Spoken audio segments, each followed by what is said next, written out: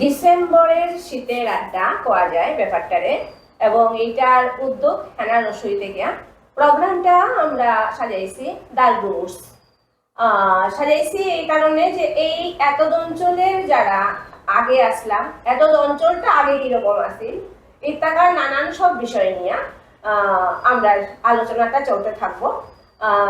আমরা যেহেতু অনুষ্ঠানটার নাম রাখছি দি রুটস, তো এটা শুধু শিলচর কেন্দ্রিক না হইয়া আশপাশ অঞ্চলের কিছু ঘটনা এখানে বা কিছু পার্সোনালিটি এখানে উঠিয়া আইব। তো আপনারা যারা আমরা এই অনুষ্ঠানটা শুনবা আপনারা নিজেরা এটা থেকে নিজেরা উদ্যোগ নিবা যে আপনার আশেপাশে ওই রকম ঘটনা এবং পার্সোনালিটি এরকম থাকলে পরে আইয়া আমরা এই আলোচনাতে পার্টিসিপেট করতাম।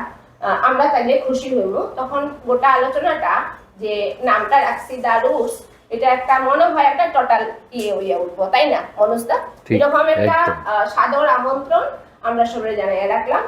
তো আজকে আমরা রুটস এর প্রথম পর্ব এবং আমরা আজকে পাইছি দেবাশিস দার পরিচয় এবং তার যে এটা আমার আজকের এই রুটস অনুষ্ঠানের যে মূল মানে মডারেটর যিনি মনোজ দা টাইম পরে কইবা এবং পরবর্তীতে দেবাশিস দাও কইবা।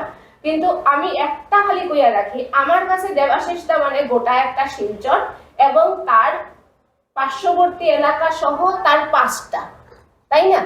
মানে শিলচর নামটা যখন আমরা কাছে আইব বা যার কাছে যাইব, আমার মনে হয় আমার কাছে আর কি দেবাশিস দা আর শিলচর শব্দটা সমার্থক। মনোজদা কি? একদম। এবং আজকে আমরা রুটসে দেবাশিস দারে পাইয়া খুব আনন্দিত, খুশি। তার শরীর ততটা তাদের সুবিধা করিয়া দিতে পারেন না, তারপরেও তাই আমরা কথায় আইসুন এবং আমরা একটু আদর করিয়া নিব দেবাশিস দারে এইখানকার চিরা মুড়ি এবং বিরল চাল দিয়া। খুব খুশি। এইবার অনুষ্ঠান শুরু হইব এবং গোটাটা চালিয়ে নিয়ে যাইবা মনোজদা আর দেবাশিস দা তো আসেনি। আর আমি মাঝে মাঝে আইয়া ঢুকবো, মাঝে মাঝে বাইরে যাবো, কারণ আমার একটা সারাউন্ডিংসটা আমার আবার একটু মানে পরিচালনা করতে লাগে আর কি, বিভিন্ন কাজের সঙ্গে আমি থাকি। সো আমি আইমু যাইমু, তারা চা আড্ডা এবং রাজু যে আমার ক্যামেরার পিছনে আসেন কান্দে চা দেওয়া, এগুলো আমরা একটা ব্যাপার আছে সব। তো যাই হোক, দেবাশিস দা হয় আবারও দেবাশিস দাকে প্রচুর মানে আমরা ভালোবাসা জানাই আমরা গোটা টিমের পক্ষ থেকে। আর হেনা রসুই আজকে আইসুন দীক্ষা তাই। এবং এখন যেটা করবা মনোজদা, এটা হইলো দেবাশিস দার একটা পরিচয় তো দিবাই এবং দেবাশিস দার সঙ্গে তাই শিলচর নিয়া আজকে তো আমরা মূল বিষয় শিলচর। এবং দেবাশিস দার নিজের লেখা একটা বই, খুব অথেন্টিক।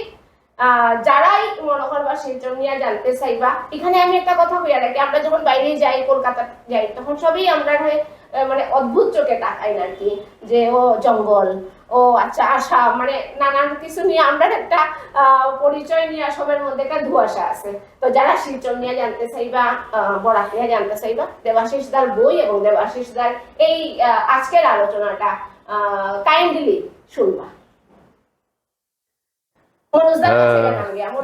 পরিচয় দেওয়ার কিছু না, তারপরেও কইমু আর কি যে আমি যখন এই কাজটা করতাম করিয়া কইছি, মনোজদারেই কইছি প্রথম, মনোজদা এত খুশি হইয়া এবং প্রতিটা রোববার আমরা যে সময়টা দিলে আর কি, লেগে মনোজদার কাছেও আজকে আমরা একটু কৃতজ্ঞ থাকতাম না, কারণ এটা সবেরই কাজ। আমি একটু উদ্যোগ নিছি দেখিয়া, কিন্তু মনোজদারে একটু ভালোবাসা জানাই এবং মনোজদা এখন অনুষ্ঠানটা শুরু করলাম।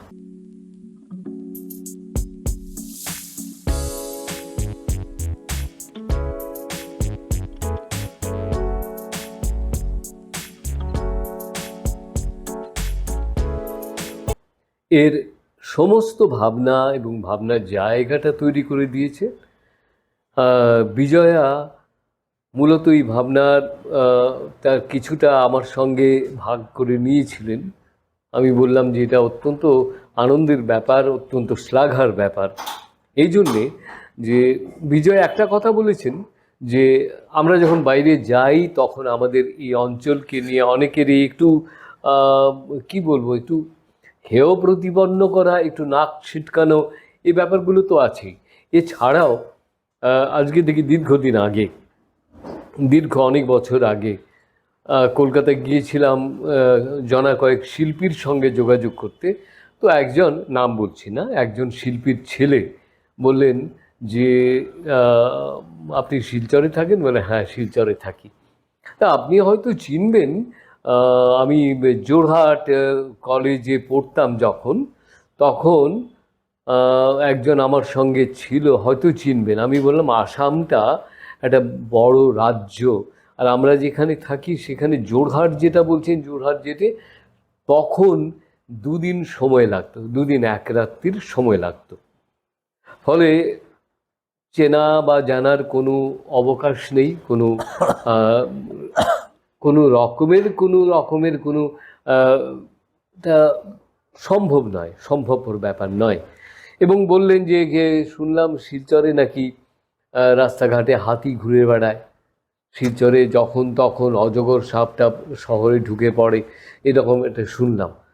আমি কিছু বলিনি। তো ঘটনাচক্রে সেই শিল্পীর সঙ্গে তার ছেলেটি এখানে এলেন।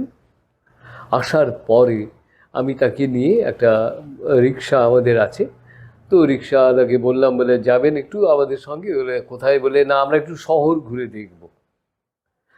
তো শহর ঘুরে দেখলাম, তারপরে তাকে যথাস্থানে পৌঁছে দিয়ে বললাম, কটা হাতি দেখলেন বলুন তো? উনি তখন বেমালুম ব্যাপারটা ভুলেই গেছেন। বললেন না, বুঝলাম না। বলে না, আমার কিন্তু মনে আছে, আপনি বলেছিলেন শিলচরের রাস্তায় যখন তখন হাতি ঘুরে বেড়ায়, অজগর যখন তখন ঘুরে বেড়ায়। তো ব্যাপারগুলো সত্য নয়, না জেনে বলবেন না। বছর 3 আগে আরেকটি জায়গায়, উত্তরবঙ্গের একটি জায়গায় গিয়েছিলাম, এবং সেখানে বললাম যে কথাবার্তা হয়েছিল, একটা অনুষ্ঠানে গিয়েছিলাম। কথাবার্তার ফাঁকে এরা জিজ্ঞেস করলেন যে শিলচর শহরের জন্ম নাকি 1947 সালে দেশ ভাগের সময়, স্বাধীনতার সঙ্গে। আমি বললাম না, 1832 সালে শিলচর শহরের জন্ম। বলেন কি? বলে হ্যাঁ, তাই বলছি, আপনারা একটু জানুন, ভাবুন। আমরা যারা আছি একটা প্রত্যন্ত অঞ্চলে আছি, শহরটা একটা প্রান্তিক শহর, ভারতের একটি প্রান্তিক শহর, এবং এই শহরের কত বড় ইতিহাস লুকিয়ে আছে। আজকে যাকে এনেছি, দেবাশিস দা আমার কাছে এই মুহূর্তের চলমান ইতিহাস। তার কাছ থেকে শুনবো আজকে শহর গড়ে ওঠা, শুধু গড়ে ওঠা নয়, শহরের মানে একটা পরবর্তীকালে, এবং কিছু প্রব্রজন, অনেক জায়গা থেকে অনেক লোক এসছেন।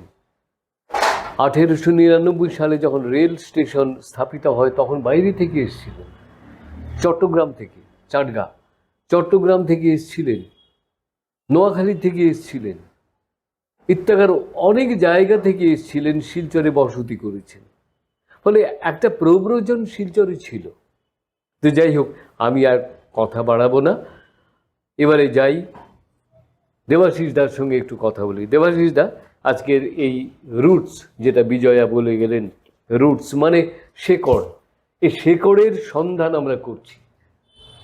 তো তোমাকে দিয়েই আমরা এই মানে বলবো যে এই যাত্রাটা শুরু করলাম, শিকড়ের সন্ধান। আমাদের শহর শিলচর, শহরতলি, বাইরের কিছু জায়গা যার একটা উল্লেখযোগ্য অবদান আছে, এই জায়গা নিয়ে আমরা একটু তোমার সঙ্গে কথা বলবো, তোমার কাছ থেকে জানবো কিছু। তো আমরা শুরুটা এভাবে কি করতে পারি যে শিলচর শহরের জন্মটা কিভাবে, কবে হয়েছিল, এ দিয়ে শুরু করতে পারি আমরা? হ্যাঁ, নিশ্চয়। যখন 1832 খ্রিস্টাব্দে উইলিয়াম বেন্টিং শাসনকালে, যেহেতু শিলচর সেই সময় কাছের রাজার কোনো সন্তান সন্ততি ছিল না, তখন উইলিয়াম বেন্টিং এই রাজ্যটিকে ব্রিটিশ সাম্রাজ্যভুক্ত করে নেন। তারপর তখন সংক্ষেপে বলছি, প্রথম ইংরেজ শাসক ছিলেন টমাস ফিশার। বর্তমান মেঘালয়ের চেরাপুঞ্জি ছিল তার রাজ্যের শাসন কেন্দ্র।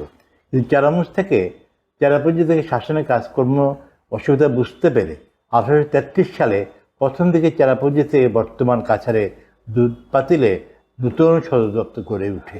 কিন্তু কিছুদিন পরেই ফিশার 3 দিক জলভূখণ্ড অর্থাৎ বাঁক নদীর বাম তীরে শিলচর সদর দপ্তর স্থানান্তরিত করেন। দেবব্রত সম্পাদিত কাছাড় ডিস্ট্রিক্ট রেকর্ডসে এই তথ্যের স্বীকৃতি পাওয়া যায়। এইভাবে শিলচর শহরটি গড়ে ওঠে। আচ্ছা, তার মানে প্রথম ছিল দুধপাতিল। হ্যাঁ, দুধপাতিল সদর দপ্তর গড়ে উঠে হ্যাঁ ওইখানে দূরবীন টেলার একটা জায়গা পাশে, হ্যাঁ, সেখান থেকে দেখা শিলচর তখন অ্যাকচুয়ালি ঢাকা ডিভিশনের অন্তর্ভুক্ত ছিল। আচ্ছা, তারপর ওই জায়গাটাতে ফিশার দেখলেন চারিদিকে সমতল অঞ্চল, এইটা তিন দিকে নদী বিস্তৃত সমতল অঞ্চল, তখন বলে এখানেই সদর দপ্তর গড়ে উঠবে, এই চেরাপুঞ্জি থেকে শাসন করা সম্ভবপর না। এইভাবে শিলচর শহরটা গড়ে ওঠে। 1833 সালে শিলচর শহরটাকে নগরায়নের কেন্দ্র, 1857 সিপাহী বিদ্রোহ। হ্যাঁ তারও এটা পর তারপরে আস্তে আস্তে শিলচরটা এইভাবে গড়ে ওঠে।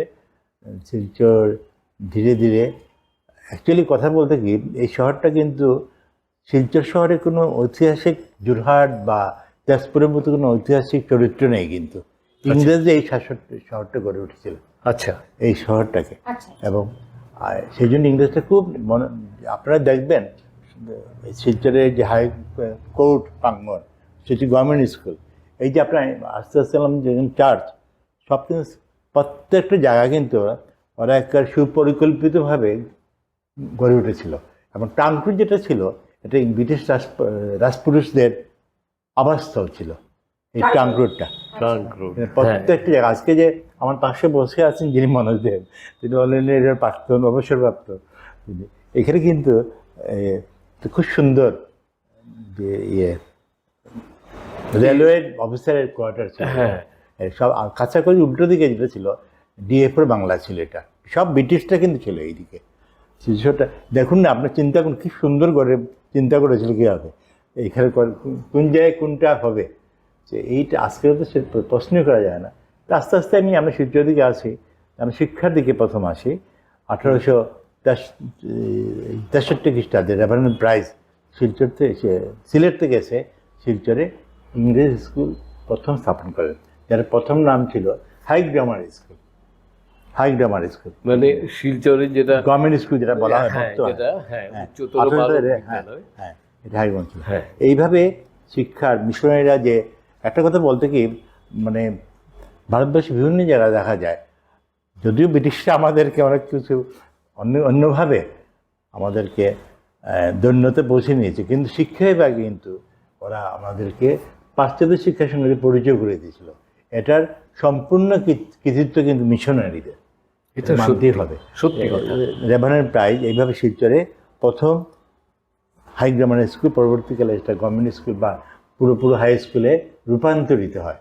যাও এইভাবে আমি একটু করে বলা যাচ্ছে, এইভাবে শিলচর কিন্তু এইভাবে আস্তে আস্তে উঠে 1907 খ্রিস্টাব্দে, হ্যাঁ, শিলচর নর্মাল স্কুল গড়ে ওঠে।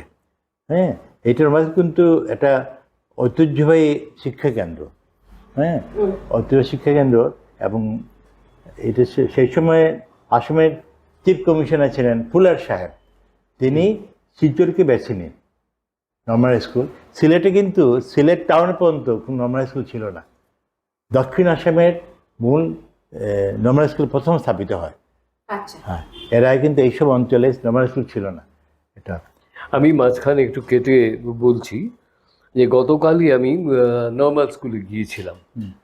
তো সেখানকার যে এই যে সংরক্ষণের ব্যাপার, পুঁথি পাণ্ডুলিপি, অত্যন্ত পুরনো বইপত্র, খুব রিচ ছিল। হ্যাঁ, ভীষণ সমৃদ্ধ, ভীষণ সমৃদ্ধ।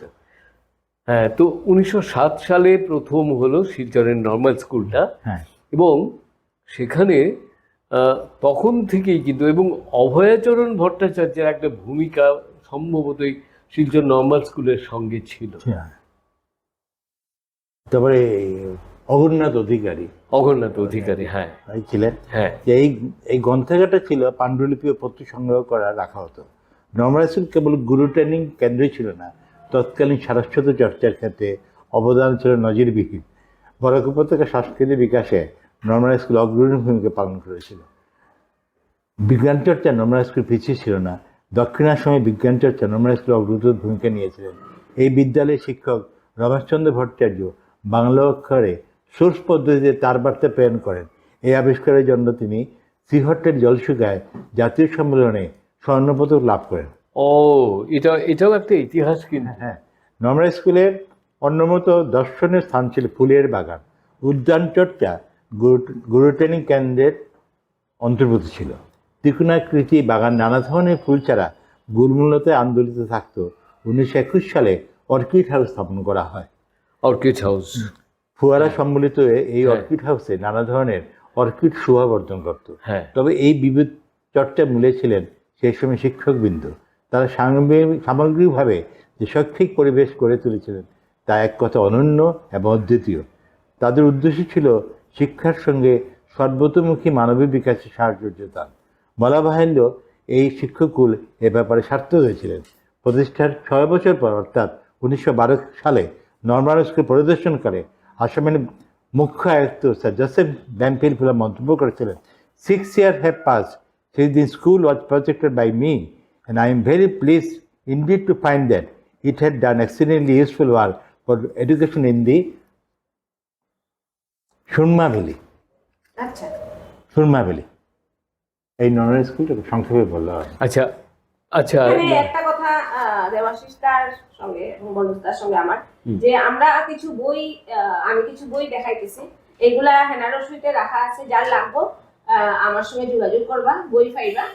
আর যদি কেউ সিনিয়র সিটিজেন থাকুন বা শারীরিকভাবে অসুস্থ থাকুন, বাড়িতে মুভ করতে পারেন না, তাহলে আমরা বই পৌঁছে দিব এবং আবার পড়া হয়ে গেলে আমরা আবার বইটা নিয়ে আইব। তো এই ধরনের একটা সুবিধা এখানে রয়ে গেছে। আমার সঙ্গে যোগাযোগের ঠিকানা 9435070130। এবার আবার দেবাশিস দার কাছে যাই এবং সবথেকে হয়েছে দেবাশিস দার এই বইটা লেখায়, কারণ তাই মানে একটা বিশাল বড় কাজ করিয়া রাখছেন আর কি।